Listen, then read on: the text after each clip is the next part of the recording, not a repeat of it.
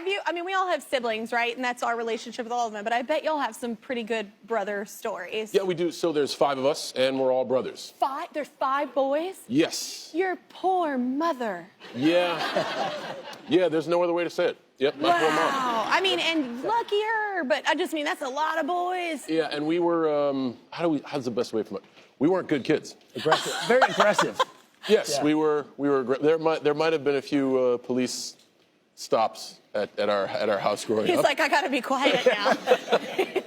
You called him out, he's now calling you out. Yeah, we both spent quite a bit of our youth and adolescence running from the law, and one of us was like, man, I can outdo these guys, so I'm just going to get involved. And he ran to him. Yeah. He ended up ran to him. Any stories on Dan, like possibly rookie moves that he thinks he doesn't have, but he did make some rookie moves?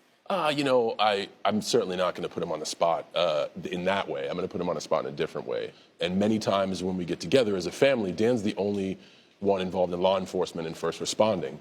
And in the few times that we've had a chance to talk, it's he's been able to relay to us that no matter how hard we try, he's just seen and done things that we'll never be able to actualize. And it makes me feel distant at points. But at the same time, I love and respect the fact that he is so dedicated to his job and his purpose, and he's honest enough to be like, hey, I know you're going to try to relate to me on this level, but what I've seen, you have no idea what I go through every day. Yeah. And I just want to be able to lean on my brothers and sisters in arms to do that. So that's kind of, that's a difficult space for us, but it gives me, I texted him the other day, and we have a very, we grew up in like a man's man house, and it's not, we don't show emotion that well and all that, and I've had to learn to unhardwire those things. Doing a great job. Thank you, thank you. But one thing I truly love about Dan is he, as much of the job that is difficult to digest, he loves his work, and he never once takes it home with him. And he's a wonderful father and a wonderful husband and a wonderful brother. And to be able to manage all that, I can't even manage my own life. And for him to be able to manage all that is super cool. That is so nice. That was so well said. I'm very, very grateful that you asked him to be here. And literally when your producers are like, we're thinking of maybe getting your brother Dan. And I came up with a bit making fun of me, by the way, because I told him just to go to town. But I didn't think he would go because he's often so dedicated to his department and to his work. And I think it's awesome that in meeting a lot of first responders, in doing this film that we got coming up, we're going to talk about it later. Yeah.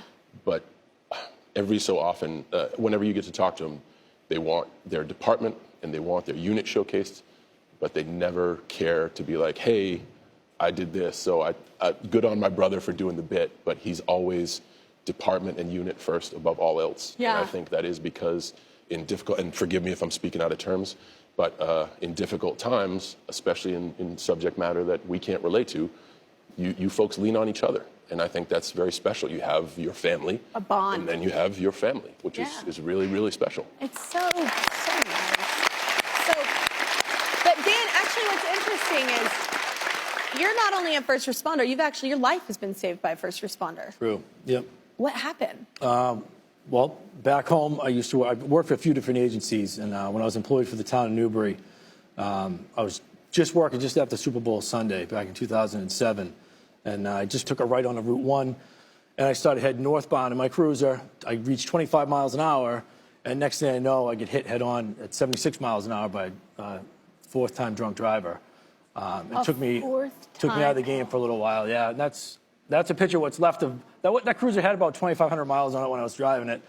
Wow. So yeah, it got banged up pretty bad. I was very lucky to get out of there in whatever shape I'm in now. I only broke my left leg, which is pretty amazing. You look at the devastation done to that car, and you think it could have been a lot worse, if not, life-ending. I'm glad it was only your leg, though. You're right. You got lucky because I saw the car. Yeah. So that's a very lucky. But you were saved by first responders. Absolutely. Yeah, they're right down the road from me and were able to get me out of my car. I couldn't open the door because it was crushed in so bad. So one of the junior guys actually came running up to me and ripped the door open. I went to go put pressure on my leg to get out, and it just collapsed. And I said, I think I broke my leg, and he dragged me out, and I broke my leg. Wow.